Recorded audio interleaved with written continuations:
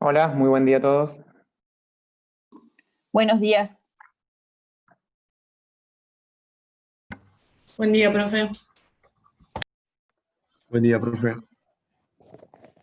Buen día. Buen día. En un minutito ya comenzamos.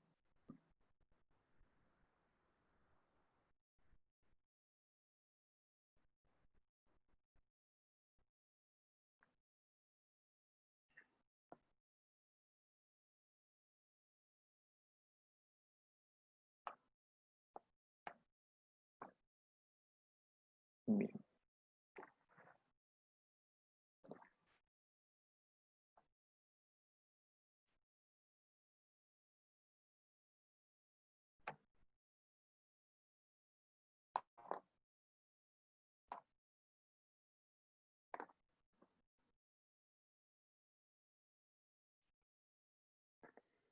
Bien. ¿Me escuchan todos bien? Siempre hago el mismo chequeo. Los que tienen la cámara activada, ¿sí? Perfecto.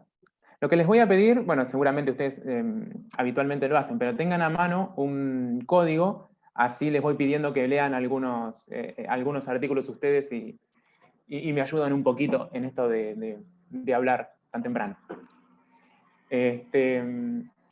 Bien, hoy tenemos que hablar de medidas cautelares. Ustedes ya empezaron a hablar de medidas cautelares en la semana. Imagino que ya vieron lo que es digamos, los aspectos genéricos de las medidas cautelares, ¿sí? ¿Qué más vieron? Cuéntenme un poquito. Cualquiera, active el micrófono y me cuentan. Vimos la medida autosatisfactiva, la tutela anticipada. Bien. Ayer con la doctora Ledesma vimos embargo preventivo. Perfecto, buenísimo. Hoy vamos a seguir avanzando en las medidas particulares, en las medidas cautelares en particular. Vamos a ver si llegamos a verlas todas. Vamos a ver secuestro judicial, vamos a ver inhibición general de bienes, vamos a ver anotación de litis, vamos a ver provisión de innovar, y si llegamos a intervención y administración judiciales. Siempre cuando nosotros ahora vamos a empezar a hablar y vamos a arrancar con secuestro judicial, siempre tengan presente los aspectos generales de las medidas cautelares, los requisitos generales de las medidas cautelares, esto de la verosimilitud en el derecho, de la necesidad de un peligro en la demora, de la necesidad de una contracautela, lo de, digamos, lo que es la teoría de los vasos comunicantes, es decir, si tenemos una fuerte verosimilitud en el derecho, quizás no se exige tanto el peligro en la demora, si tenemos un gran peligro en la demora, quizás baja la exigencia en cuanto a la verosimilitud del derecho. Si no tenemos mucha verosimilitud en el derecho, mucho peligro en la demora, quizás eso se pueda contrarrestar o equilibrar con una gran contracautela, ¿sí? Esto seguramente lo vieron, estos aspectos de los vasos comunicantes. O sea, se llama la doctrina o teoría de los vasos comunicantes, pero más o menos es que a mayor verosimilitud en el derecho, menos exigencia quizás en los otros aspectos en los otros requisitos o recaudos de las medidas cautelares. Y tengan en cuenta también siempre presente las características, ¿sí? ¿Cuál es fundamentalmente el objeto de las medidas cautelares? ¿A qué tienden las medidas cautelares?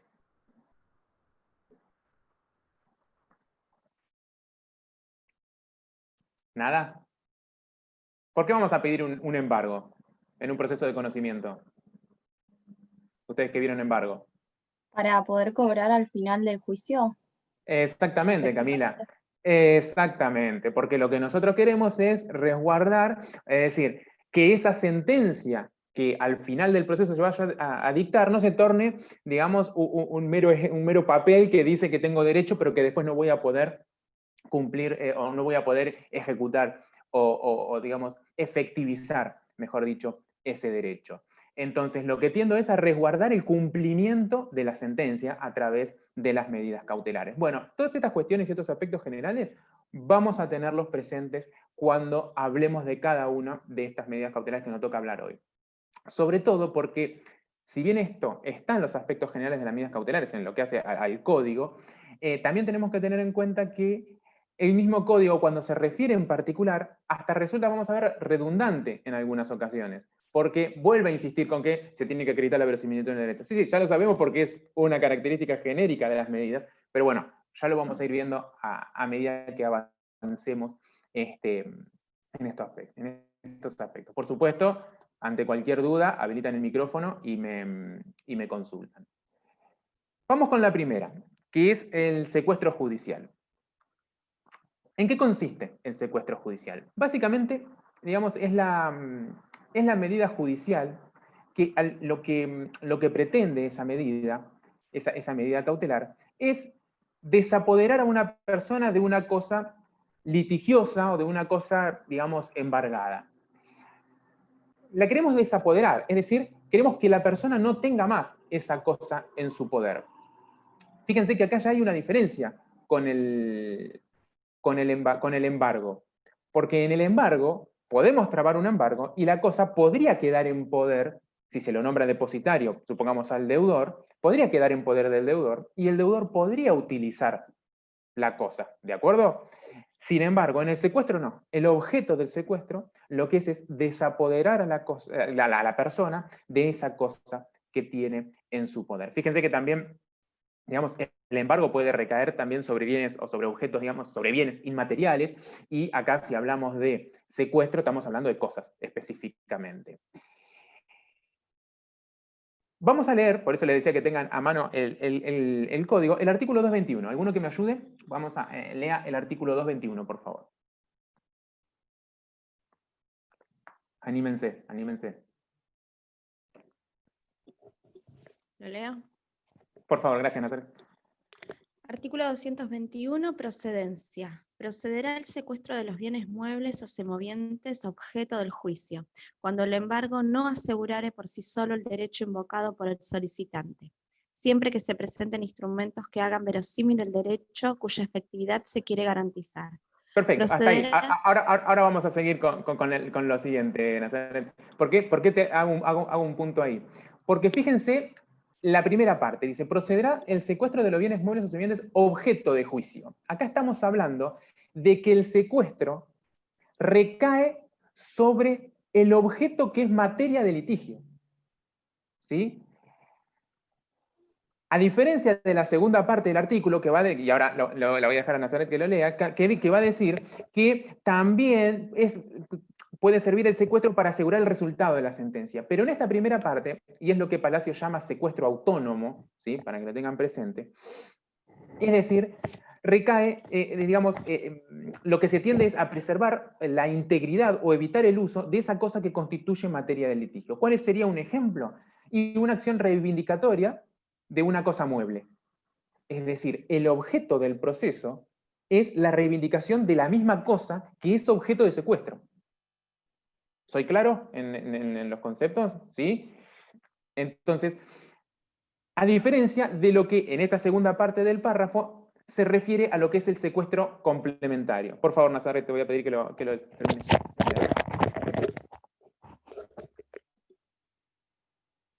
Procederá asimismo, con igual condición, toda vez que sea indispensable proveer a la guarda o conservación de cosas para asegurar el resultado de la sentencia definitiva. El juez designará Acá. Sí, termínalo, si querés termínalo de leer. El juez designará depositario a la institución oficial o persona que mejor convenga, fijará su remuneración y ordenará el inventario si fuera indispensable. Perfecto, gracias. Fíjese, aquí estamos en presencia de lo que se conoce como el secuestro complementario. Acá lo que, digamos, si acreditamos que los bienes, hay un embargo de bienes, y ese embargo de bienes corre, esos bienes, mejor dicho, corren riesgo de que desaparezcan o que se desvaloricen, bueno, se puede pedir el secuestro, se puede desapoderar de los bienes a quien los posee, y se puede designar un depositario, o bien la cosa podría quedar digamos, en manos del Poder Judicial, digamos, a disposición del juez, o podría nombrarse como depositario a un tercero y se lo puede, y va a ser el que va a tener el bien en su poder mientras dure el proceso, por supuesto. ¿Cómo es el procedimiento? ¿Cómo se lleva a cabo? ¿Alguien sabe cómo se lleva a cabo? O sea, vamos a pedir el secuestro, el juez, ¿cómo se dictan las medidas cautelares? ¿Se corre traslado o no? No, exactamente, como se conoce, inaudita parte. Entonces, pido el secuestro, el juez hace lugar al secuestro. ¿Cómo llevamos a cabo el secuestro? ¿Cómo se materializa?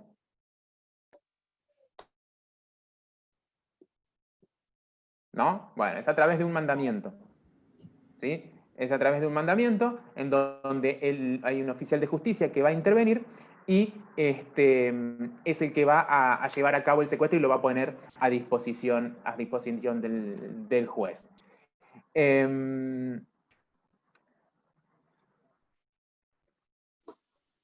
¿Y si se niega el embargado a que le secuestren los bienes? Y si se niega, se puede recurrir al auxilio de la fuerza pública y eso se puede llevar a cabo. ¿Tiene que estar indicado en el mandamiento? ¿Que se puede recurrir a la fuerza pública? Generalmente en el mandamiento está indicado. Lo que pasa es que también es una falta muy grave por parte del que se niega a hacerlo. Tendría que estar en un estado de, iba a decir rebeldía, no rebeldía en los términos del artículo del rebelde, sino de rebeldía de rebelarse contra una manda judicial, que eso también es una falta muy grave. Pero sí se podría recurrir al auxilio de la fuerza pública. Bueno, y como se dicta en inaudita parte, ustedes saben bien que cuando toma conocimiento, digamos, el afectado, puede recurrir la medida que ha sido dictada. Fíjense que aquí como leyó recién Nazaret, sobre el secuestro hay un solo artículo, que es el 221, y en el último párrafo que leía ella, lo que decíamos recién, es que se puede nombrar como depositario a un tercero. El código habla de una institución oficial o una persona que mejor convenga, pero claro, o sea, si esa persona es un tercero ajeno, digamos, a las partes y al órgano jurisdiccional, ¿por qué va a tener la cosa? Gratuitamente no. Entonces se puede fijar una remuneración. Y en cuanto a lo que dice acá de que se ordenará inventario si fuese indispensable, tenemos que ver sobre qué recae el secuestro, sobre cuántos bienes recae el secuestro, en qué consiste el secuestro, ¿sí? Entonces, si son varias cosas, bueno, entonces vamos a hacer un inventario, vamos a detallar las cosas para que en un futuro, si por ejemplo la acción no prospera y las cosas se tienen que devolver, bueno, que tener una constancia de cuáles fueron específicamente y detalladamente las cosas que han sido objeto o motivo de secuestro. ¿De acuerdo? ¿Alguna consulta de esto? Es sencillo, es un solo artículo, tiene algunas características particulares que no están en el articulado, pero bueno, dentro de todo es sencillo el secuestro. Vamos a pasar a otra medida cautelar, que esta sí, el secuestro se utiliza, pero no en gran medida. Sí vemos mucho más inhibiciones generales de bienes, ¿sí? Que es la medida cautelar que vamos a ver a continuación. ¿Y en qué consiste esta inhibición general de bienes? Básicamente es una medida que lo que hace es impide que se vendan o se graben, digamos, de manera genérica, cosas inmuebles o muebles registrables, ¿sí? Siempre tienen que ser objetos registrables, ¿sí? Entonces puede ser un inmueble, puede ser un automotor, puede ser una embarcación, puede ser una aeronave, cualquier bien mueble registrable, digamos, con la traba, con la efectivización de la medida, de esta medida de inhibición general de bienes, lo que se va a poder hacer es impedir que el propietario, por ejemplo, enajene esa cosa, digamos. Por supuesto que la inhibición por sí sola no asegura la ejecución forzada. Cuando nosotros teníamos trabado un embargo, si después teníamos sentencia favorable y si después, supongamos, íbamos a una ejecución de sentencia, podíamos, digamos, teníamos derecho a la ejecución forzada de esa cosa. La inhibición no lo permite, ¿sí? ¿Por qué? Porque ¿cuándo vamos a recurrir nosotros a la inhibición general de bienes? ¿Se acuerdan cuando recurrimos a la inhibición general de bienes? Cuando no tenía bienes conocidos el embargante. Exactamente, Camila. Muy bien. Cuando no tenía bienes, cuando yo soy, por ejemplo, el actor y no conozco que el demandado tenga bienes. Entonces, ¿qué hago? Bueno, pido una inhibición general de bienes. También hay otra hipótesis, u otra situación. conozco que tiene bienes embargados. Que tiene bienes, perdón, y van a ser objeto de embargo, los voy a embargar. Pero ¿qué sucede? El valor de esos bienes que voy a embargar no alcanzan a cubrir mi crédito. Entonces, esos bienes embargados cubren vamos a poner un ejemplo, la mitad de mi crédito. Yo reclamo 1 millón de pesos y los bienes alcanzan a cubrir 500.000 pesos. Me quedan 500.000 sin ninguna medida cautelar. Entonces, ¿qué puedo hacer? Trabo la inhibición general de bienes. Por supuesto, cuando hablamos de los requisitos, hablamos de los requisitos que mencionamos hoy al pasar, verosimilitud en el derecho. Tengan en cuenta que acá se aplica lo que dice el 209 del Código Civil, del Código Procesal. Como toda medida cautelar, también requiere contracautela, y otro requisito es lo que decíamos recién. No se deben conocer bienes del presunto deudor, vamos a hablar, porque estamos en un proceso de conocimiento, vamos a decir, del demandado presunto deudor, o como decía recién, los bienes embargados son insuficientes. Aquí surge, digamos, una pregunta, que es, ¿debo demostrar la insuficiencia de bienes? Es decir, el que pide la inhibición general de bienes debe demostrar, debe acreditar que esos bienes son insuficientes, con, no sé, con una acreditación sumaria, con informes, o basta con que yo manifieste que esos bienes son insuficientes. Bueno, acá se abre, como siempre, la doctrina. Hay dos posturas. Hay una postura que dice que sí, que es necesario que se acrediten no obviamente una acreditación exhaustiva, sino con quizás informes o quizás con una acreditación sumaria, ¿sí? Pero básicamente la otra postura, que es más flexible y donde más se apoya, digamos, la jurisprudencia, es que dice, no, en realidad, por la urgencia que tiene la medida, si yo quiero trabar una medida cautelar y me piden que tengo que acreditarlo, aunque sea sumariamente, pero con determinada prueba, la insuficiencia de bienes, voy a perder tiempo. Y quizás ese tiempo que yo pierdo, me voy a ver perjudicado porque en ese tiempo se puede, por ejemplo, insolventar. ¿Sí? Entonces, basta con que el peticionario, mejor dicho, se utiliza mucho peticionario, pero el peticionario, manifieste que el desconocimiento de esos bienes. Pero además esto tiene una contrapartida. ¿Y cuál es? ¿Por qué vamos a permitir eso aunque con la sola manifestación? ¿Qué puede hacer, por ejemplo? Y más que, está bien, por la contracautela podría ser, Nazaret, pero más que por la contracautela, ¿qué puede hacer el demandado? El afectado por la medida. Puede recusar eso. ¿Cómo? Recurrirla. Podría recurrirla. Esa es una. Pero más que recurrirla, podría recurrirla. Perfecto, Sofía. ¿Invocando qué? ¿Qué podría? Porque quizás se dan todas las características para que proceda la inhibición general de bienes. Acuérdense que las medidas cautelares no causan estado y son mutables. Entonces, ¿qué puede hacer? Puede presentar ofrecer un bien determinado, profe. Exactamente lo que dice Micaela, ofrecer un bien embargo. Entonces puede pedir la sustitución de la medida cautelar.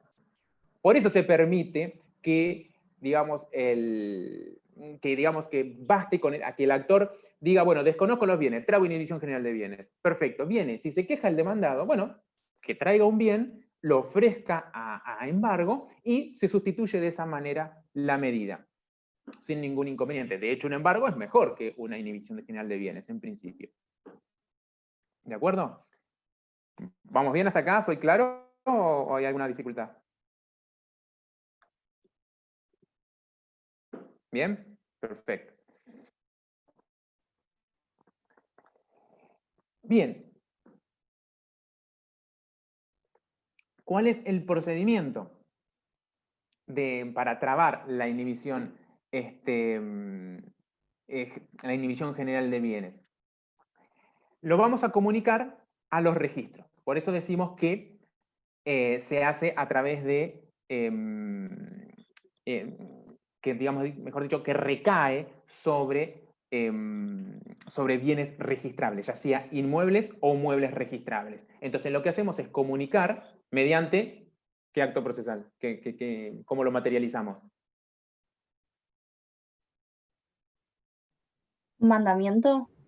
Un oficio, en oficio, exactamente. En este caso sería un oficio, ¿sí? Libramos un oficio a los registros para que anote la medida, la medida cautelar.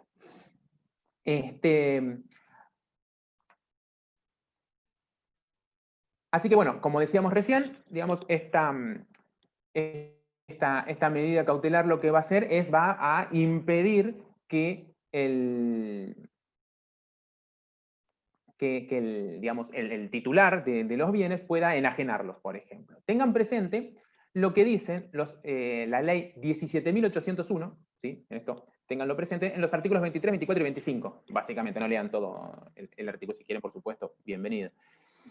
Pero, ¿por qué? Porque eso le va a permitir, digamos, analizar qué sucede cuando, si se traba la medida, si se dispone una medida de inhibición general de bienes, pero hay un certificado emitido. Por ejemplo, ya se haya pedido un certificado por parte de un escribano para que proceda la inscripción de una transferencia de dominio. ¿Sí? Ustedes saben que hay un periodo dentro del cual se asegura digamos, a ver, para decirlo técnicamente, el estado jurídico del bien. ¿Sí? No sé si son los términos precisos. Entonces, ¿qué sucede si la inhibición general de bienes se traba durante ese periodo? Aquí estos artículos se los va a Profe, ¿qué número de ley? clarificar.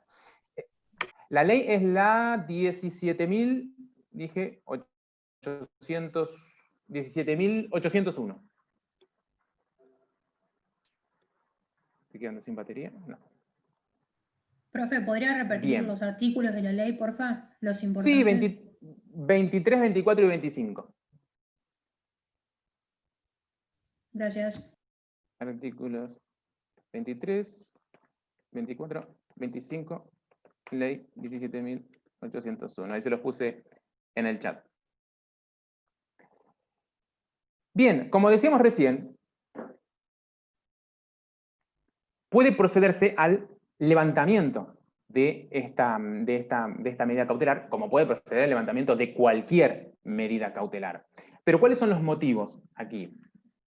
Como dijimos recién, se presenta el deudor, se presenta el embargado y ofrece bienes a embargo. Obviamente, ¿qué característica tienen que tener los bienes? Lo que decíamos hoy, que sean suficientes para cubrir el crédito que se está reclamando. ¿De acuerdo? Entonces, bueno, en ese caso se va a proceder al levantamiento porque se va a sustituir, se levanta la inhibición y procede el embargo, supongamos.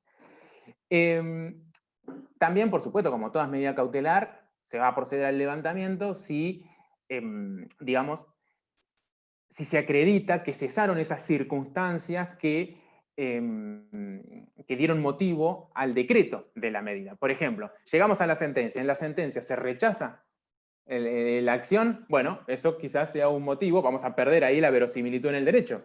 Entonces, puede llegar a motivar el levantamiento de la medida.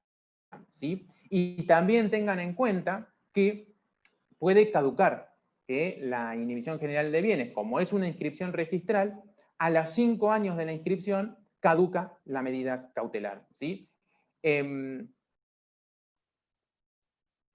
Salvo que, por supuesto, antes de que caduque, si todavía no terminó el proceso, ¿sí? O si está pendiente, por ejemplo, porque no tenemos sentencia firme porque han ido a la Cámara o ha ido a la Corte el expediente, bueno, en ese caso se puede pedir la reinscripción de la medida cautelar. Por ejemplo, una cuestión de prudencia y precaución lo tienen que hacer antes de que se venza el término de 5 años, entonces se comunica nuevamente por oficio al registro la reinscripción y el registro lo va a anotar. Y después, bueno, creo que Palacio lo trata, que es lo que es la inhibición voluntaria, pero esto es más que nada, la inhibición voluntaria está vinculada con el pacto en cuya virtud una persona, a fin de garantizar el cumplimiento, por ejemplo, de un contrato, ¿sí?, asume una obligación de no transferir un determinado inmueble, ¿sí? Pero esto, más que nada, no tiene que ver con una limitación judicial, es decir, no es una medida cautelar propiamente dicha emanada de un órgano jurisdiccional que decide la inhibición, sino se refiere digamos, a una inhibición voluntaria que entre dos personas se ponen de acuerdo en no transferir un determinado bien, ¿sí? ¿Alguna duda en lo que hace a inhibición general de bienes? ¿Solamente caduca esta, profe? De las medidas cautelares, ¿solamente puede llegar a caducar esta, la inhibición general de bienes, o alguna más? No, después el embargo también va a caducar. Ah, bien. O sea, si no lo reescriben otra vez. Exactamente. Tienen que ir reinscribiendo las medidas cautelares. Y el mismo plazo, ¿no? 5 años. Sí, es el mismo plazo, 5 años. Listo, gracias. No, al contrario. Bien. Pasamos a otra, que es la anotación de litis. Yo voy avanzando, yo les pregunto y a veces me guardan silencio. Yo voy avanzando, si usted tiene alguna pregunta de algunas medidas que ya vimos o posterior, ustedes me dicen, ¿sí? Vamos a anotar la anotación de litis.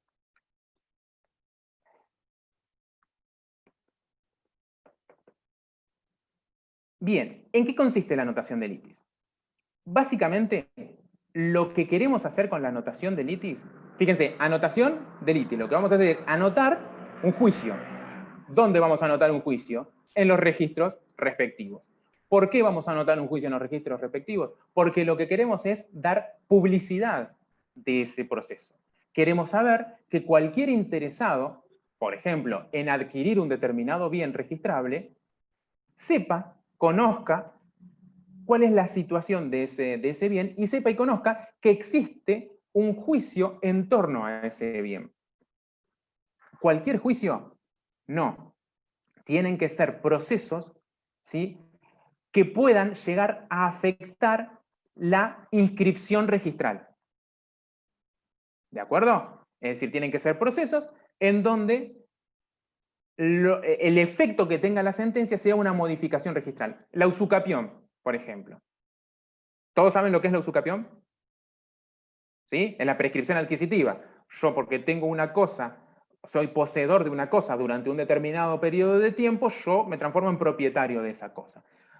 Yo, una vez que se cumple ese plazo de tiempo, generalmente sucede mucho con los inmuebles, son 20 años, transcurren los 20 años, inicia un juicio de usucapión. ¿Para qué? Para que se inscriba ese bien a mi nombre. Bien, ese juicio va a provocar, en caso de prosperar, ¿sí?, porque tengo que demostrar que tuve una posesión pública, pacífica, ininterrumpida durante un determinado periodo de tiempo.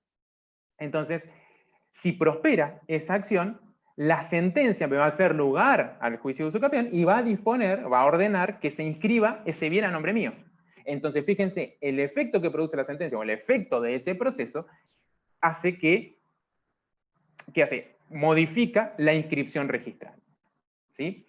Entonces, justamente, pero tiende a asegurar esa publicidad de los procesos. ¿Y qué evita? Evita que si hay un tercero adquirente de ese bien, no pueda alegar que a futuro. ¿Sí? Creo que Bruno... Buena fe. Exactamente, Bruno. Exactamente. No puede alegar la buena fe. Es decir, yo quiero comprar una cosa, me fijo en el registro dice, bueno, tiene una anotación de litis. Yo compré y no puedo decir, no, bueno, yo compré de buena fe. No, viste que hay un proceso, en ese proceso se puede modificar la inscripción registral, entonces no hay buena fe en ese caso. ¿Cuál es la diferencia básicamente con el embargo? Que uno siempre, el embargo es, digamos, como la medida cautelar principal y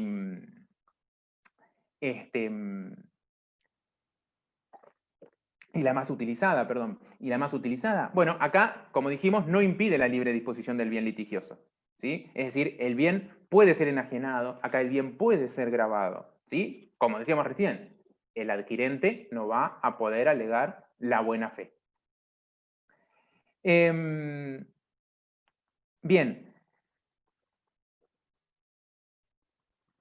¿Cuál es la procedencia? Vamos a leer, Nazaret, ya que tenías a mano, vamos a leer el artículo 229, que es el que se refiere a la anotación de litis. 229, anotación de litis. Procederá a la anotación de litis cuando se dedujere una pretensión que pudiere tener como consecuencia la modificación de una inscripción en el registro de la propiedad y el derecho fuere verosímil. Cuando la demanda hubiere sido desestimada, esta medida se extinguirá con la terminación del juicio. Si la demanda hubiera sido admitida, se mantendrá hasta que la sentencia haya sido cumplida. Perfecto. Gracias, Nazaret. Entonces, dijimos aquí que lo importante es que la demanda de prosperar pueda incidir en la situación jurídica del bien, es decir, con relación, digamos, a la inscripción. Entonces, ¿cuáles son los requisitos para que proceda esta anotación de litis? Primero, ¿ustedes recuerdan en lo que es las medidas cautelares en general, en qué momento podía pedir yo una medida cautelar? ¿Antes o después de presentada la demanda? Exactamente, podría presentar, como dice Erika, podría antes de interpuesta la demanda o después, o también concomitante, o sea, conjuntamente con la interpretación de la demanda. Puedo interponer la demanda y en un apartado puedo decir solicita medida cautelar. Entonces, antes con la interposición de la demanda o con posterioridad, siempre y cuando acredite todos los extremos. ¿Qué particularidad tiene esta? Que es una anotación de litis. Por lo tanto, por una cuestión lógica, no vamos a poder pedir la medida cautelar con anterioridad a iniciar el proceso, porque si lo que digo es una anotación de litis, voy a anotar que hay un juicio, tiene que haber un juicio para que proceda esa medida cautelar. Es como cuando hablamos, no creo que no lo hablaron conmigo, cuando han visto prueba confesional, que quien confiesa tiene que revestir la calidad de parte, y bueno, si tiene, para que sea parte tiene que haber un proceso iniciado, si no, no es parte. Entonces, bueno, aquí es lo mismo, si tenemos que inscribir un juicio, tenemos que inscribir, realizar una anotación de litis, tiene que haber litis, tiene que haber básicamente proceso. Y por supuesto, verosimilitud en el derecho, se puede acompañar aquí prueba documental para acreditar, digamos, que eso generalmente, en el caso de la anotación de litis, ya vamos a ver que hay algunos supuestos en donde incluso la anotación de litis procede de oficio, ¿sí? Pero si no, bueno, vamos a intentar acreditar esa verosimilitud en el derecho, que generalmente va a ser con la prueba documental que vamos a adjuntar conjuntamente con la demanda. Profe, ¿puede ser que no se requiera el peligro en la demora?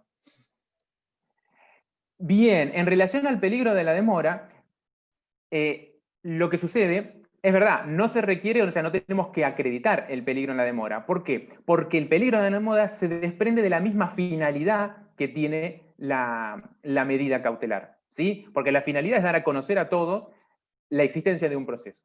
Entonces, como dice Bruno fue, ¿no?, el que lo dijo, no se exige, no resulta necesario acreditar el peligro en la demora, ¿sí? Y en cuanto a la contracautela, rige como en cualquier medida cautelar que se va a graduar.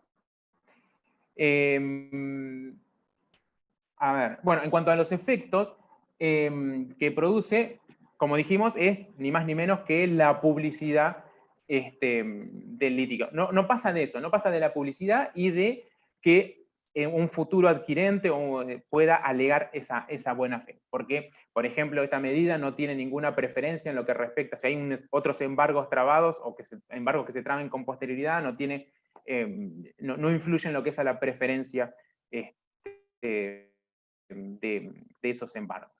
En cuanto al procedimiento, bueno, como se trata también de una inscripción registral, en este caso también lo que vamos a hacer es librar un oficio al registro que corresponda para que anote esa medida. ¿Ustedes vieron alguna vez informes de registros, por ejemplo, el registro de propiedad inmueble? ¿Sí? ¿Han visto? El registro tiene todos los datos de la nomenclatura catastral, todos los datos del inmueble, y después tienen distintas columnas. Hay una columna, esto googleenlo, debe haber seguramente alguna imagen en internet hay de eso. Tiene una columna donde se refiere a las circunstancias de dominio, digamos al dominio del bien, en donde va a figurar los datos del titular de dominio. Después tenemos otra columna que hace referencia al porcentaje que esa persona tiene sobre ese bien, porcentaje de dominio. Entonces, por ejemplo, si es un solo dueño, va a decir 100%, si son dos, va a decir 50%, o 1/50, depende el registro. No, un medio, dice 1/2, o sea, dice un medio, un tercio.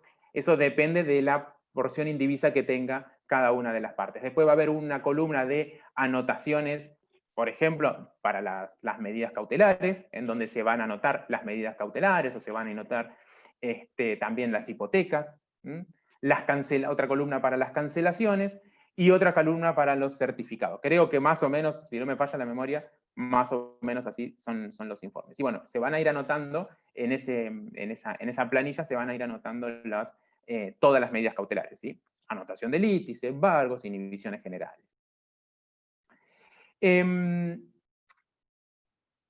cuanto al levantamiento de la medida, de esta medida, bueno, por supuesto que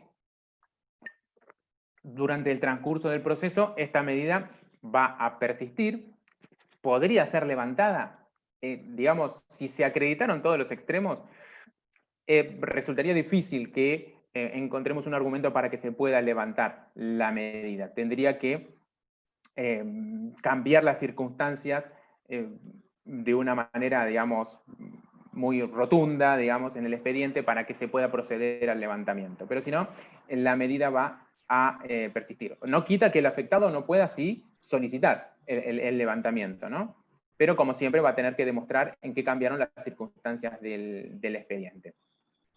Y por supuesto, naturalmente, ¿cuándo se va a extinguir esa anotación? Bueno, con la terminación del proceso. Ni más ni menos que cuando termine el juicio, va a finalizar, se va a extinguir esa medida cautelar trabada.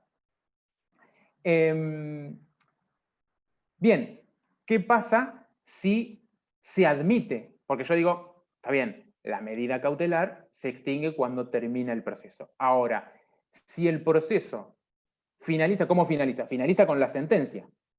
Bien, tenemos la sentencia que nos hace lugar. Ahora bien, todavía no se procedió a la inscripción.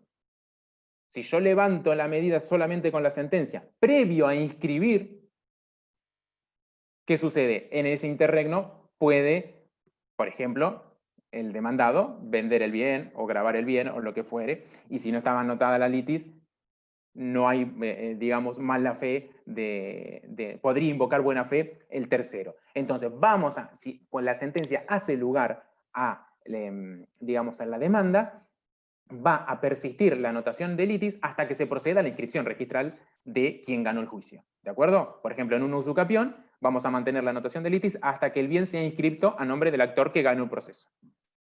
¿Sí? ¿Fui claro en esto? Bien. ¿Por qué les decía que en algunos casos en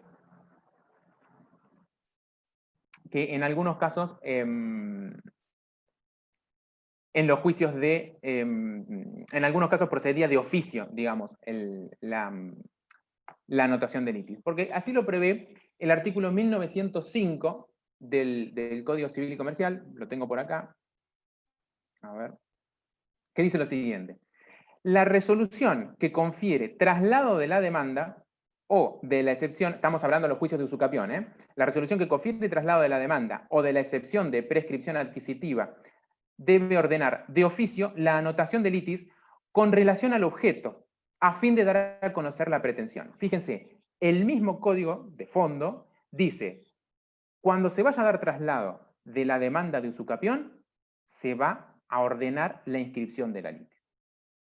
¿De acuerdo? Se va a ordenar la anotación de la litis. Con una particularidad, fíjense qué detalle tiene este artículo. Dice que la resolución que confiere traslado a la demanda, no hay discusión de eso, justamente, o dice de la excepción de la prescripción adquisitiva. Entonces ahí ya la doctrina dice, ¿por qué ¿por qué del traslado de la excepción de prescripción adquisitiva? Y critican este aspecto del artículo. ¿Se dan cuenta por qué? ¿O lo han visto en algún lugar? ¿Por qué?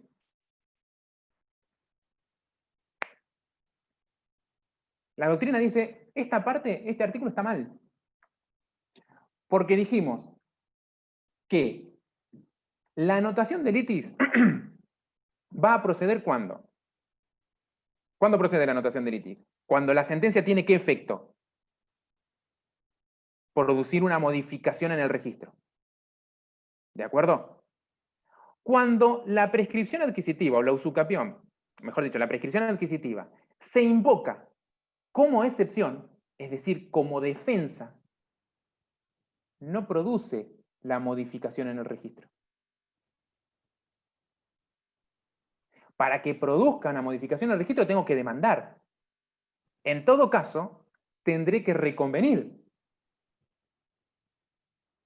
¿Me explico? ¿Soy claro? Sí, si es que me lo permite el proceso, tendría que reconvenir, entonces sí, la sentencia me va a poder generar una modificación en el registro. Pero si yo lo planteo como excepción, no va a haber ninguna. La sentencia, supongamos, aun cuando la sentencia me haga lugar a la excepción de prescripción adquisitiva, va a disponer que se hace lugar a la excepción y va a rechazar la demanda eventualmente, pero no va a ordenar la inscripción en el registro. ¿Sí? Por eso la doctrina y la jurisprudencia critican, critica este aspecto del artículo. ¿Fui claro en la explicación de este apartado? ¿Sí? Profe, perdón, a mí justo me quedé sin internet y no lo escuché. Ahí lo reitero, Melanie. Melanie, ¿viste llegaste a leer a escuchar el artículo 1905 del Código Civil y Comercial?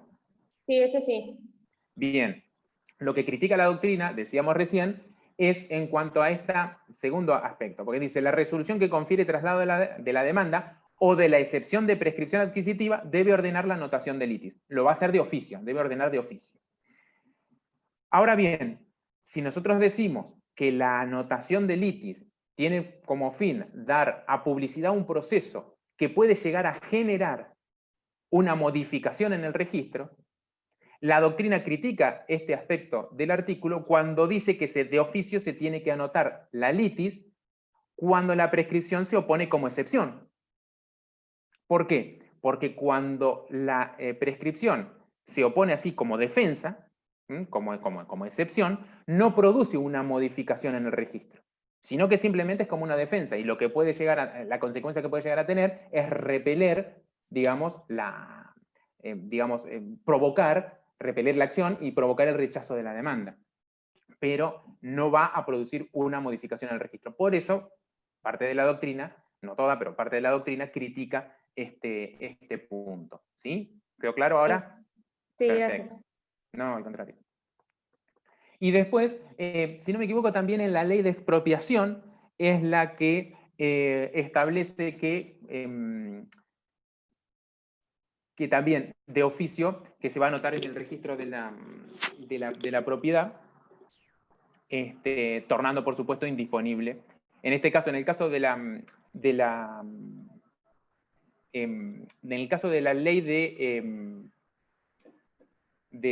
expropiación, esperen que también la debo tener por acá, la ley 21.499 dice que la litis se anotará en el registro de la propiedad, siendo desde el momento indisponible e inembargable el bien. ¿Sí? ¿Para qué? Para que no se realicen maniobras tendientes a frustrar esa expropiación.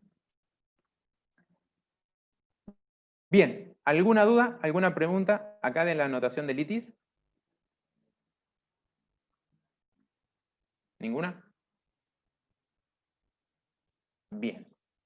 Seguimos con otra medida cautelar. Hoy es un popurrí de medidas cautelares.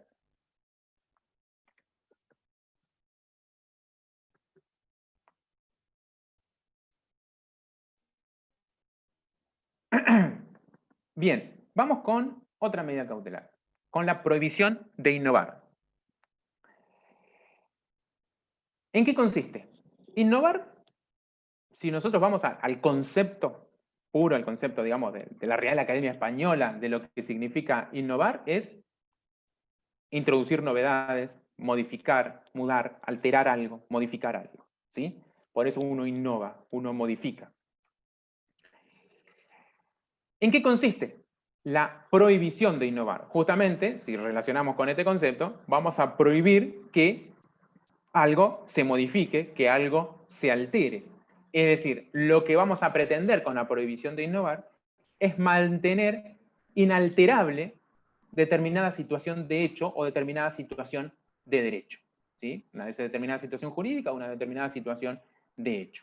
Entonces, ¿en qué consiste? Es una orden judicial, es una medida cautelar que lo que va a hacer es, ¿cómo decirlo? ¿Cómo llamarlo? Congelar, ¿sí? Fijar cierto estado fáctico jurídico al momento de esa cautela, del requerimiento de esa cautela. ¿Para qué? Para que evitar que se altere algo o se modifique. A ver, vamos a verlo con ejemplos.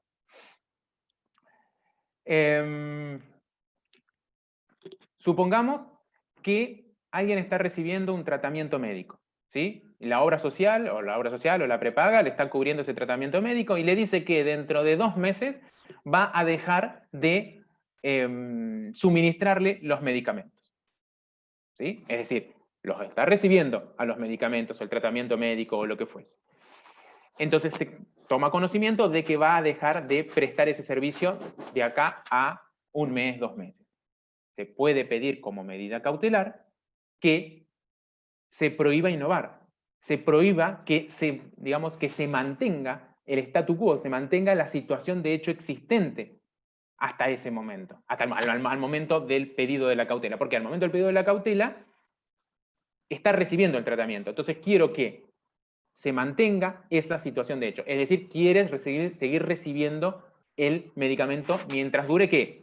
El proceso principal, porque también vamos a tener que iniciar un proceso principal. No sé, con la cuestión de los servicios.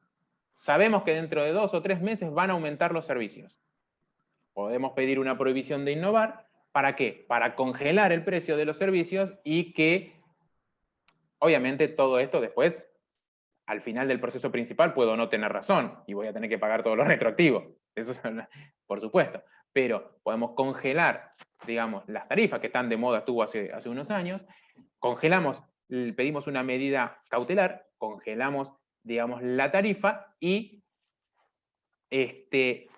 la modificación que va a producir ese aumento no me va a afectar a mí que tengo esa cautela. ¿Soy claro en esto? ¿Sí o no? A ver, ¿sí? Sí, Bien, bien, perfecto. Fíjense, vamos a leer, Nazaret, ya que estás predispuesta a leer, te agradezco muchísimo, para que leas el artículo 230, por favor. Podrá decretarse la prohibición de innovar en toda clase de juicio siempre que 1. El derecho fuere verosímil, 2. Existiera el peligro de que si mantuviere o alterara en su caso la situación de hecho o de derecho, la modificación pudiera influir en la sentencia o convirtiera su ejecución en ineficaz o imposible. 3. La cautela no pudiera obtenerse por medio de otra medida. Perfecto, gracias. Fíjense algo, lo que decía hoy yo de la redundancia. ¿Qué dice el primer inciso? Que el derecho fuera verosímil. Obvio, o sea, es una medida cautelar, entonces está dentro del capítulo de medidas cautelares. Que diga que el derecho sea verosímil es una obviedad porque es un recaudo de todas las medidas cautelares.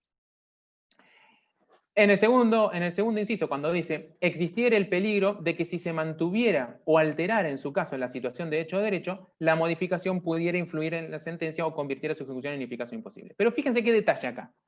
Porque se llama prohibición de innovar, es decir, no puede innovar. Ahora, ¿cómo comienza este inciso?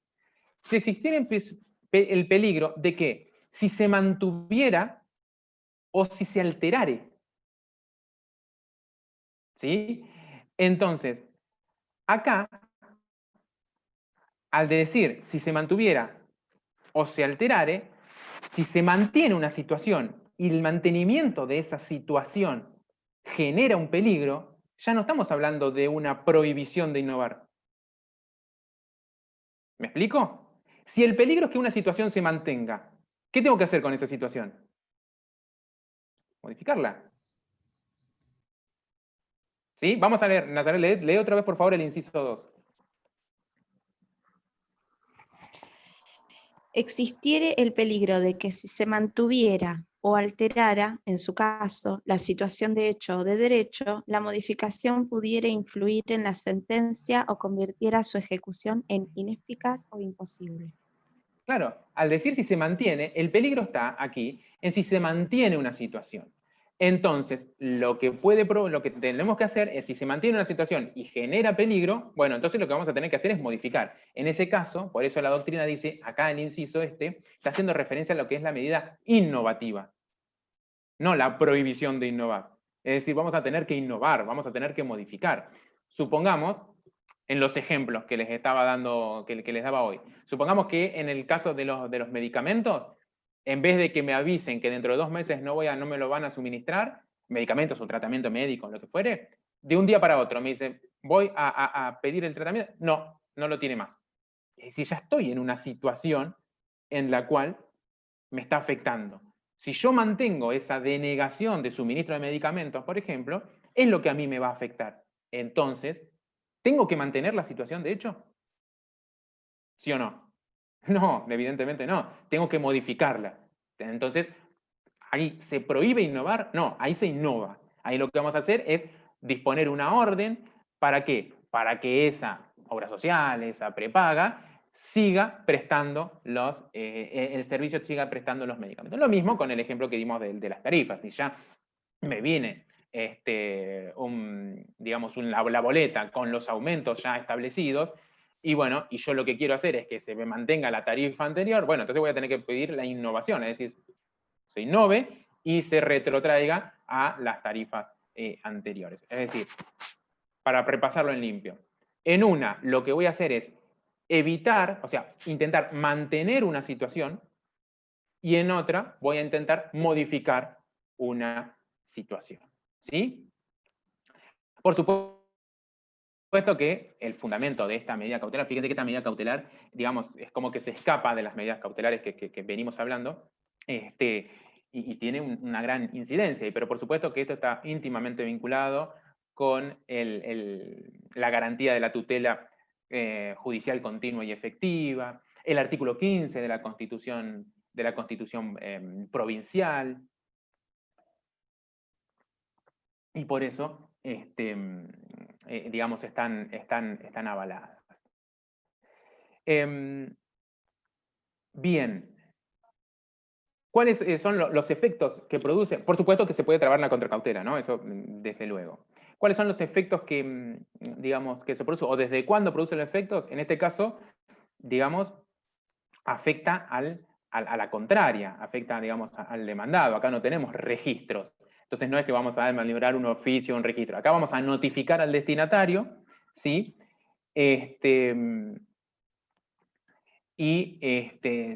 Sí, digamos, en principio no tiene que ver con registro cuando digo esto, es en los ejemplos que estuve dando, ¿no? Es decir, en los ejemplos que estuve dando, digamos, vamos a notificar al destinatario para que el destinatario mantenga, digamos, la situación de hecho, en la prohibición de innovar, por ejemplo. Puede ser que haya una determinada medida que esté vinculada con bienes registrables y lo que se quiera hacer es mantener la situación.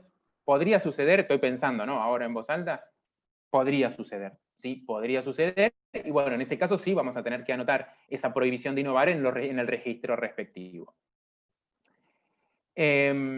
Por supuesto que ustedes me pueden decir, y bueno, Juan Cruz, pero ¿qué pasa si se dispone la prohibición de innovar y de todas maneras digamos, el demandado, el afectado por la medida, no cumple? Y bueno, por supuesto que ahí vamos a tener que desplegar, digamos, las sanciones procesales o pedir las sanciones procesales pertinentes, más allá de, por supuesto, la responsabilidad civil o la responsabilidad penal que puede incurrir el afectado por la medida, que en definitiva es incumplidor, ¿sí? Es decir, puede haber sanciones, digamos, procesales, o también ser pasible de acciones judiciales por incumplimiento y para reclamarle los daños y perjuicios que irrogó ese incumplimiento de esa medida cautelar, ¿sí?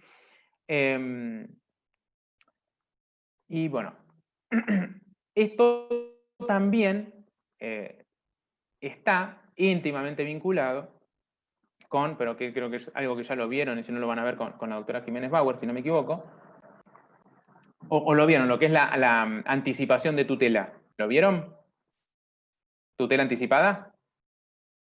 ¿Sí? Ah, perfecto. Bueno, esto, fíjense que tiene algunos puntos de contacto con lo que es la tutela anticipada. Este es un tema, la verdad que este tema de la prohibición de innovar o de las medidas innovativas es un tema muy rico, es un tema muy, que se le puede sacar mucho jugo y aparte es muy interesante de analizar. Les recomiendo que además de leer, por supuesto, de los libros de texto, si tiene un ratito o si al que le guste el tema, busque jurisprudencia, porque hay mucha jurisprudencia sobre esta temática, fundamentalmente en JUBA, que es uno de los motores de búsqueda de la provincia de mejores de la provincia de Buenos Aires. Busquen ahí, ponen prohibición, innovar y les va a salir un montón de jurisprudencia al respecto. Como un, digamos, como un apéndice, o digamos como una especie dentro de este género que es prohibición de innovar, está también el artículo 231, que se refiere a la prohibición de contratar, ¿sí? Aquí está también íntimamente vinculado con la prohibición de innovar, pero se refiere específicamente a lo que es la contratación. Dice, digamos, que sería la medida, digamos, en la cual se va a ordenar que una de las partes se abstenga de celebrar determinados contratos respecto de bienes litigiosos o que han sido, digamos, objeto de embargo, ¿sí? Entonces, dispone directamente que se prohíba contratar en relación a un determinado bien. ¿Vamos a leer el 231?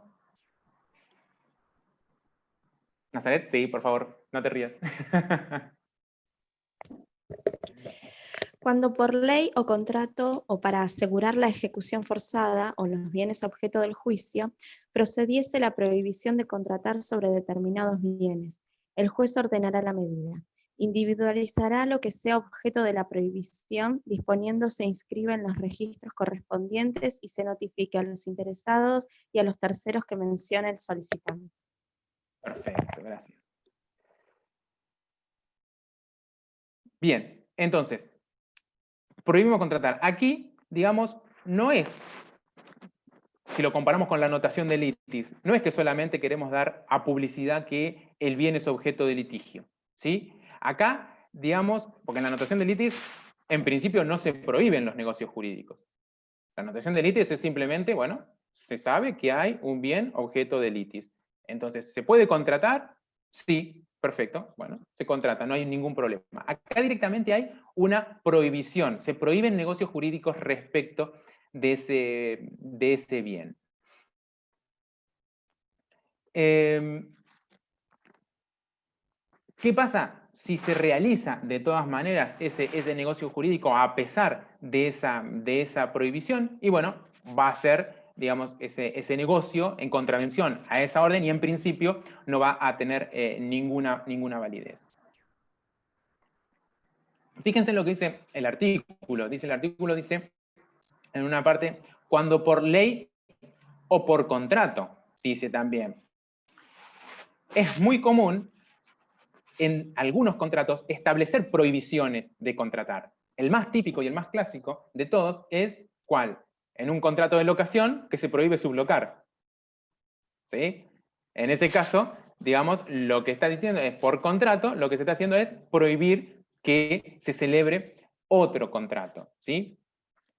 Por ejemplo, no sé, también puede suceder otras hipótesis. El deudor, no sé, se me ocurre el deudor hipotecario que digamos, se puede pedir que el deudor hipotecario se abstenga también de arrendar el inmueble objeto de gravamen, bueno, lo que decía de la locación y la sublocación, o aquel que pretende la declaración de nulidad también de un determinado contrato también no alquile el inmueble. ¿Por qué? Porque quizás el alquiler de ese inmueble puede llegar a generar perjuicios de que se use esa cosa, se dañe esa cosa y sea en perjuicio, por ejemplo, del acreedor. Tiene una particularidad esta prohibición de contratar, porque dice, la medida quedará sin efecto si quien la obtuvo no dedujere la demanda dentro de los 5 días de haber sido dispuesta y en cualquier momento en que se demuestre su improcedencia. ¿Se acuerdan cuando nosotros pedíamos la medida cautelar con anticipación al proceso? ¿Cuál era el plazo que teníamos para promover el proceso, si no caducaba la medida?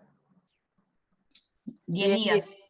Exactamente, teníamos 10 días para promover el proceso, es decir, trabada la medida, 10 días para promover el proceso principal. Fíjense que acá es más restringido, acá tenemos 5 días de haber sido dispuesta. Entonces, aquí tenemos que actuar con una mayor premura. Bien, ¿alguna pregunta hasta acá? ¿Alguna duda? Bien, aguárdenme un segundito que voy a enchufar la notebook. Me estoy quedando sin batería.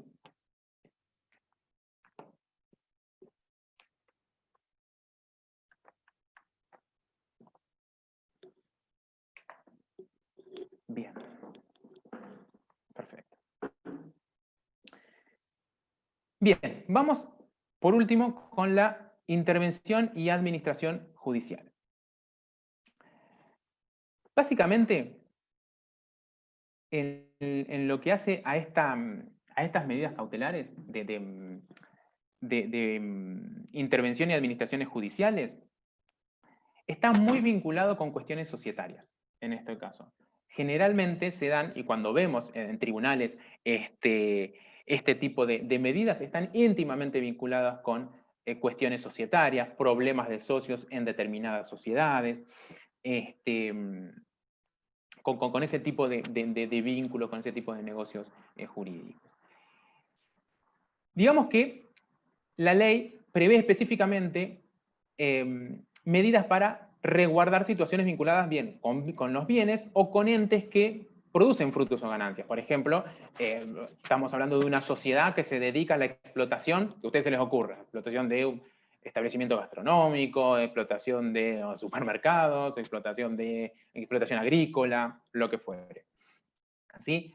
Entonces, digamos, esta medida lo que va a provocar es, digamos, que una persona designada debidamente por el juez y que va a ser auxiliar del juez, va a ser auxiliar, digamos, del juzgado, se inmiscuya, interfiera en la actividad económica de otra persona. ¿Sí?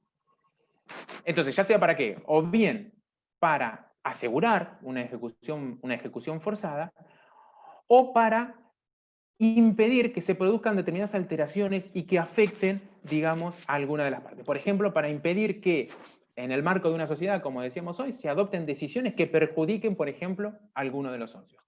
Y que sea de manera, digamos, ilegítima. Por ejemplo, que se estén realizando maniobras fraudulentas para perjudicar a alguno de los socios, por parte, por ejemplo, de la administración. Entonces, lo que hace el juez es, lo que hace el juez a pedido de la parte interesada, por supuesto, es designar a digamos, administrador, interventor, ¿sí? O veedor, según el caso.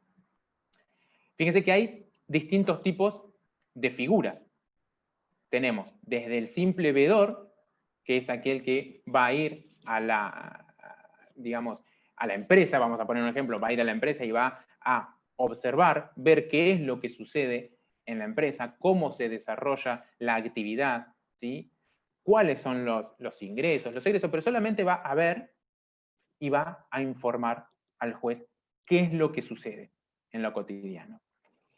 Y después tenemos también lo que es el interventor recaudador, es decir, va no solamente a hacer lo mismo que hace el veedor, va a observar, sino que también va a informarle al juez detalladamente cuáles son los ingresos, y además por eso es recaudador, va a retener una determinada suma de dinero que la va a depositar a disposición del juez. ¿Sí? Tiene esa función. Y digamos, la medida más gravosa o de mayor, ¿cómo podríamos llamarlo?, de mayor intrusión, supongamos en la vida de, en el ejemplo que estamos dando, de una sociedad, es la figura del interventor administrador. ¿Por qué? Porque en el caso de la figura del interventor administrador, lo que va a suceder es se va a reemplazar, provisoriamente, pero se va a reemplazar a los órganos de administración. Entonces, una sociedad está actuando a través de su representante, su administrador por naturaleza, bueno, se va a desplazar ese administrador y va a intervenir un administrador designado por el juez para que lleve adelante todo el negocio, la actividad que lleva adelante esa empresa. Por supuesto que esto es una medida de excepción, ¿sí? ¿Qué significa? Que a falta de otra medida precautoria que sea más eficaz, que sea pertinente para el caso, va a proceder esta medida. Si hay otra medida cautelar que pueda cumplir la misma finalidad, ¿sí?, vamos a ir con la otra medida cautelar. ¿Por qué? Porque esto que nosotros decimos así, y decimos, no, sí, está el administrador interventor que desplaza a la administración, es sumamente grave desplazar a los órganos de gobierno natural o los órganos de administración natural de una empresa. Es una intrusión demasiado, digamos, severa, demasiado grave. Entonces, siempre hay que actuar con suma precaución.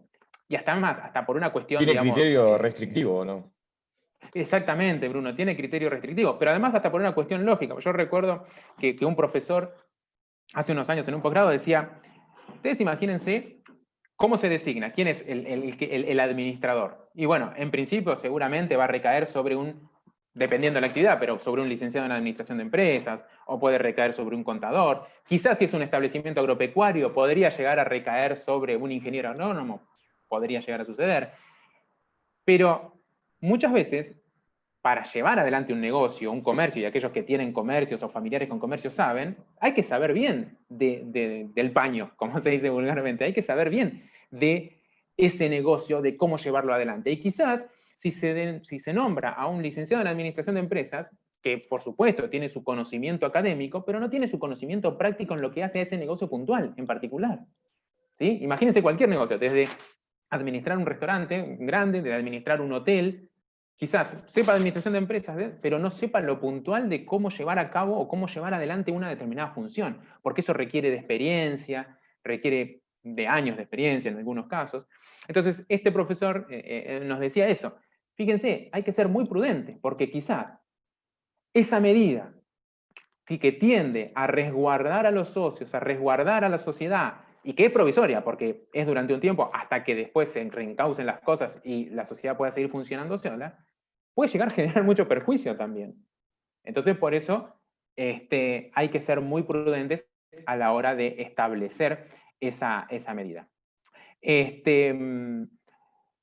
Bueno, por supuesto que el solicitante puede ser, como decíamos, o un acreedor, o puede ser, en el caso de una sociedad, puede ser el socio respecto de una sociedad de la cual forma parte.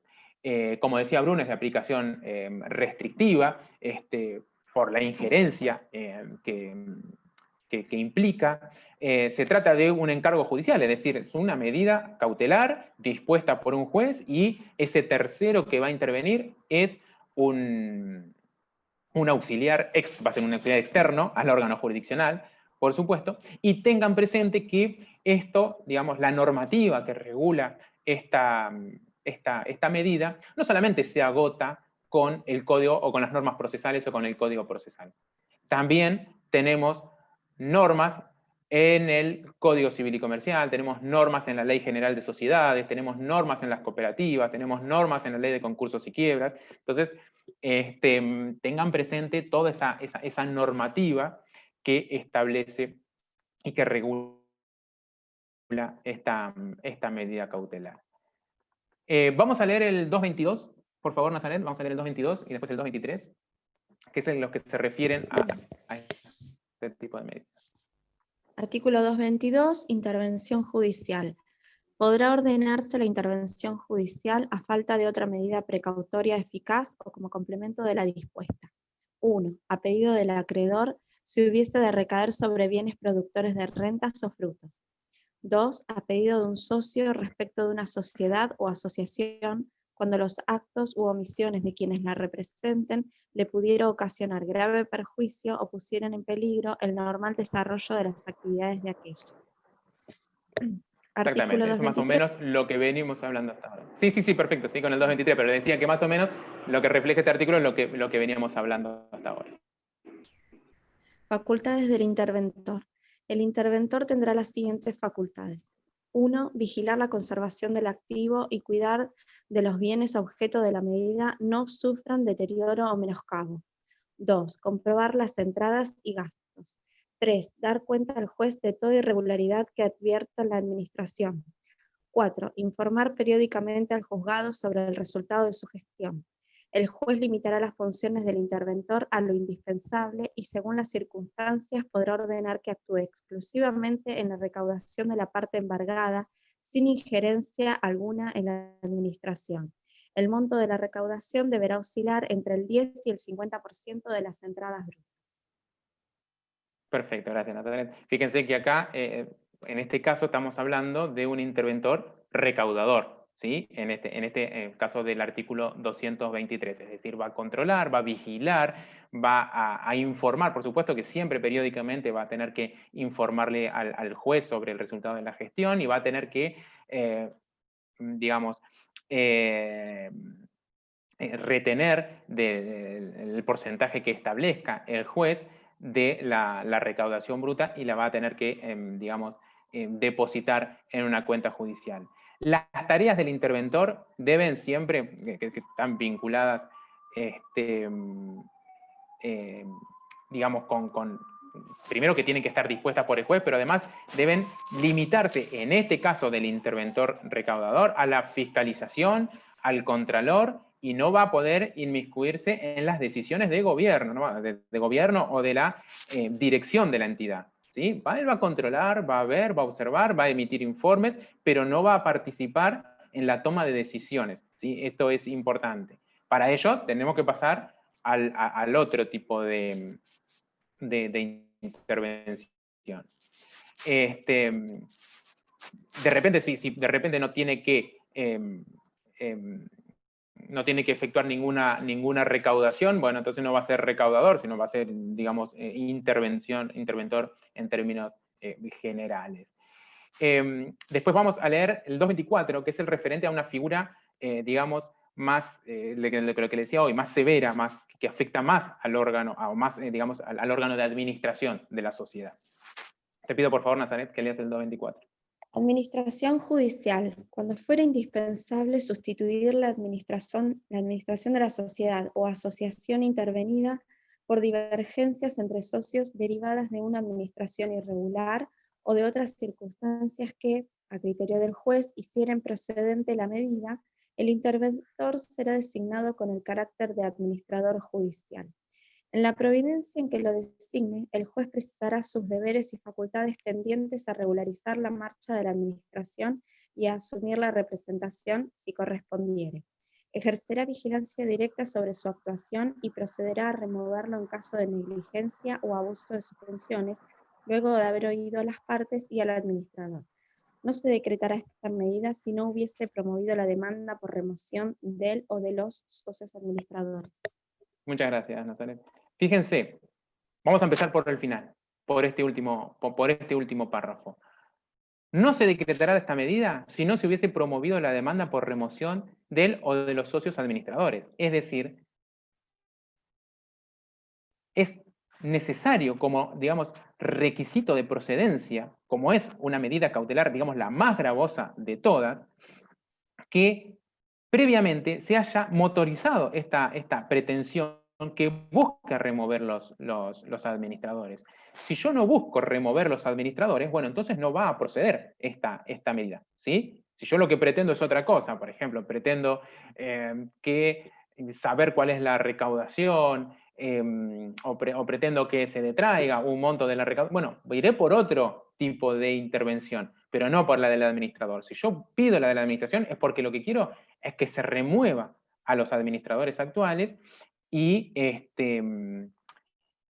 se designe, y con posterioridad, a través de los órganos de la sociedad, se designan nuevos administradores. Pero lo que quiero es la remoción de esos socios administradores. Tengan en cuenta que, como decíamos hoy, esta medida supone el desplazamiento del órgano natural encargado de la administración y dirección de esa sociedad, de esa entidad, de esa empresa, ¿sí? Por este auxiliar del juez. Pero, insisto en algo, no suprime ni elimina al órgano, sino que es una, vamos a llamarlo, remoción cautelar, ¿sí? Y como toda medida cautelar es provisoria, por lo tanto es una remoción que es cautelar y es provisoria, ¿sí? Del órgano de administración. Mientras tanto, vamos a tener el proceso en donde vamos a pedir la remoción de ese administrador.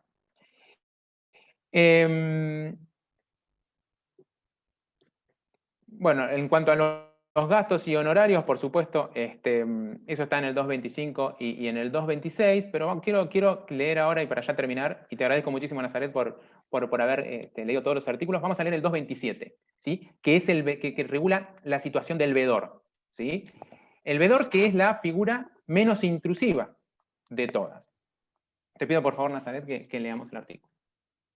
De oficio o a petición de parte, el juez podrá designar un veedor para que practique un reconocimiento del estado de los bienes objetos del juicio o vigile las operaciones o actividades que se ejerzan respecto de ellos e informe al juzgado sobre los puntos que en la providencia se establezca. Perfecto, muchísimas gracias y te agradezco muchísimo porque ya es el último artículo que lees, te lo prometo. Fíjense, es, digamos, la figura menos intrusiva, la figura más simple. Aquí este sujeto también nombrado por el juez se va a limitar a reconocer el estado de cosas que integran, digamos, el objeto inmediato de la pretensión, podríamos decir, e informarlo formalmente al juez. Entonces lo que va a hacer es, va digamos, a vigilar, a ver, a observar qué es lo que sucede y va a proceder a informarle al juez. Por supuesto que, como decíamos recién, la misión, digamos, del veedor es vigilar e informar al juzgado sobre ¿qué? Sobre el curso de las actividades de explotación de algo que genere una ganancia. Por supuesto, digamos, va a vigilar a esa cosa que produce esa ganancia. En la medida en que sea necesario simplemente el veedor, vamos a ir simplemente con el veedor. Si necesitamos ir un poco más allá y necesitamos que también se recaude parte, vamos a ir con el interventor recaudador. Si lo que estamos afectando o lo que queremos, digamos, solicitar como objeto del proceso es, no, acá se está provocando un perjuicio a la sociedad, a los socios, y los administradores están actuando, no sé, vamos a llamarlo de alguna manera, fraudulentamente perjudicando a socios y a la sociedad, bien, también vamos a ir a la medida más gravosa, pero necesito iniciar el proceso en donde solicito esta remoción. ¿Sí? ¿Se recuerda? ¿El veedor es el único? ¿El veedor es el único que puede ser de oficio? Sí. Respecto el a veedor, los otros. exactamente. Por el grado de intrusión, ¿sí? A ver, las medidas oficiosas de los jueces son amplias, ¿sí? 34, 36, los jueces pueden disponer las medidas que estimen pertinentes. Ahora, digamos, no podría, bajo ningún concepto, si el principal afectado, aun cuando pida el juicio de remoción de administrador, si no pide la medida cautelar de administrador judicial, y bueno, el juez no lo va a disponer de oficio, porque es una medida muy invasiva, ¿sí? Del mismo modo, si no se pide digamos, la intervención, digamos, el interventor recaudador para que vaya depositando en la cuenta judicial, bueno, eso va a ser en interés del actor. Si no lo pide el propio actor, como es una medida cautelar y tiende a asegurar el resultado de la sentencia, bueno, entonces en ese caso tampoco el juez lo va a pedir. En este caso del veedor sí, porque quizás el juez tenga alguna duda, entonces, y como es la figura menos intrusiva, ¿sí? Que prácticamente no afecta en nada a la sociedad, sino simplemente informa, el juez la puede disponer de oficio, y en principio sería solamente esta medida. Bueno, llegamos entre todo bastante bien, me apuré un poquito, pero llegamos entre todo bastante bien con el tiempo. Le pido que habiliten las cámaras, que hoy a mitad de clase no tomé Profe, asistencia. una pregunta. Sí, claro. Entonces, ¿solo se puede designar a uno de estos interventores, digamos, a un veedor o a un administrador, no al mismo tiempo dos de ellos? Bien, te entiendo la pregunta. Sería innecesario, Camila, o sea, materialmente. ¿Por qué?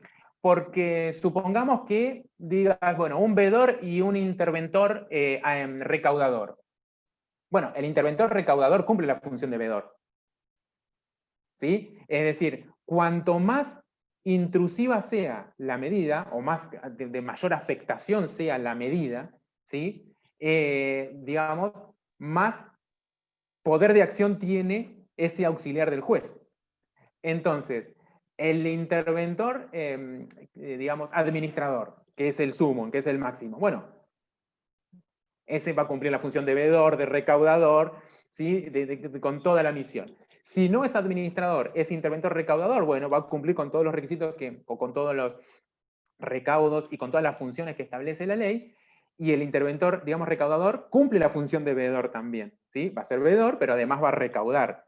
Y por eso el veedor es el menos. Con una sola persona que sea designada, sería suficiente para cubrir, digamos, las necesidades de la cautela que requerimos. Bueno, dale, gracias. No, al contrario. ¿Alguna otra pregunta quieren hacer? Profe, hay Disculpe, una en un compañera que con- puso que se tuvo que retirar. Nada más. Sí. Sí, la vi, gracias. Milagros dicho. Gracias, Bruno. en un consorcio de propietarios, ¿también se puede pedir un interventor administrador?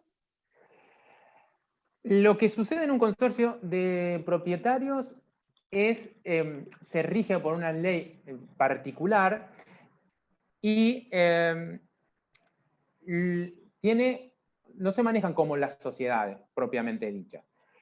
Aquí no tenemos socios, aquí tenemos miembros del consorcio y sí, estoy pensando en procesos que he visto sobre problemas consorciales. Generalmente se puede designar un administrador, ¿sí? Por supuesto, provisorio, pero generalmente lo que hacen ahí es, si bien se designa provisoriamente, en muchos casos se puede celebrar asambleas o asambleas judiciales incluso, para que sea el propio consorcio el que designe el administrador que quiera, ¿sí? Entonces esto es importante para la vida consorcial, porque siempre tenemos que tener en cuenta que nosotros tenemos que dejar que las personas, en este caso personas jurídicas, se administren y tomen las decisiones que los órganos encargados de tomar esas decisiones adopten con la menor intrusión posible. Por supuesto que podría haber un juicio de remoción del administrador o una denuncia contra el administrador por una administración fraudulenta, entonces solicitar el desplazamiento, por supuesto, y que momentáneamente el juez establezca un administrador judicial hasta tanto se resuelva, sí. Sí, por supuesto que podría establecerse una medida de ese tipo, pero siempre lo que se pretende y lo que se quiere es que sea la misma persona jurídica, que sea en este caso del ejemplo el mismo consorcio, el que lo decida. Entonces, de repente habría que ver si se puede llegar a celebrar una asamblea, o por el mismo órgano, o si quizás en la administración también administrador denunciado está afectando a que no se celebren asambleas, bueno, solicitar la designación de una asamblea judicial. Entonces, bajo el monitoreo de un juzgado, se puede llegar a celebrar una asamblea judicial a los fines de, por ejemplo, en el orden del día se puede poner que uno de los motivos sea la designación de un administrador, ¿sí? Entonces, se podría designar un administrador judicial en un consorcio. ¿Alguna otra duda? ¿Pregunta? ¿No? Bueno, entonces voy a pasar a tomar asistencia. Primero anoto Milagros.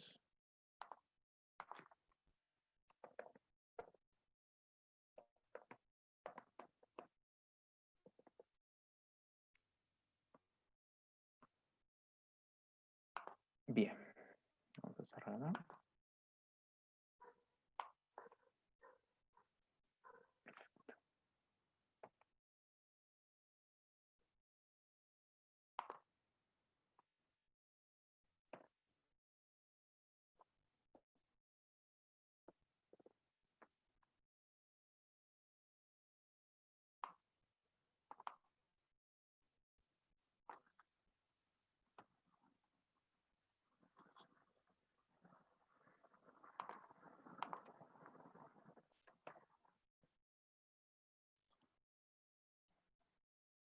Bien. Qué bueno es verlo a todos. Bueno, recuerden que esta es la última clase. La semana que viene tenemos la última. Así que vamos a ver, si no me equivoco, creo que es unos puntos sobre, nos toca sucesiones, sucesión ab intestato. Cualquier duda o consulta que tengan de todos los temas que venimos viendo, si quieren hacerlo en la clase que viene, voy a ver si puedo acomodarla como para que nos quede tiempo para cualquier consulta. Igual no es la última clase de la cátedra, es decir, de la comisión. El viernes, saben que tienen clase con, el viernes siguiente, digamos, el viernes de la semana que viene, tienen clase con la doctora Jiménez Bauer. Ya les avisó, ¿no? Sí, sí, sí. Sí, perfecto. Tienen clase con la doctora Jiménez Bauer, así que lo que no lleguen a consultar a mí, se lo consultan a ella. Pero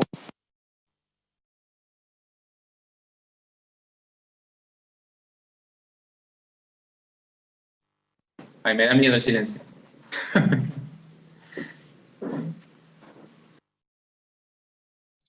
Profe, se silenció el audio, o a mí sola me pasó.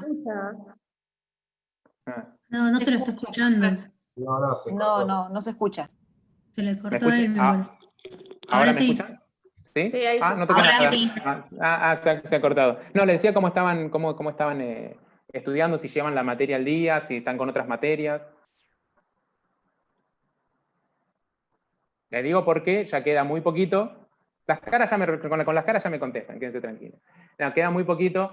Si lo dejan... Profesor, yo. Sí, dígame. Díaz. Sí, Justo sí, usted va a dar de sus sesiones, me hubiera gustado escucharlos antes porque tengo mañana bueno. el parcial de familia. De familia y sucesiones. Bueno, sí, pero siempre es la última unidad temática nuestra. Quizás hubiese ayudado un poco, pero que no en lo familia puedo creo escuchar.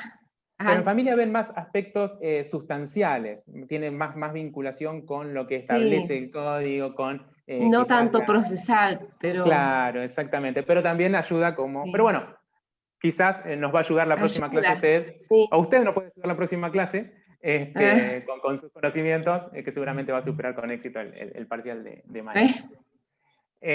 Así que bueno. Muchas gracias. No, por favor.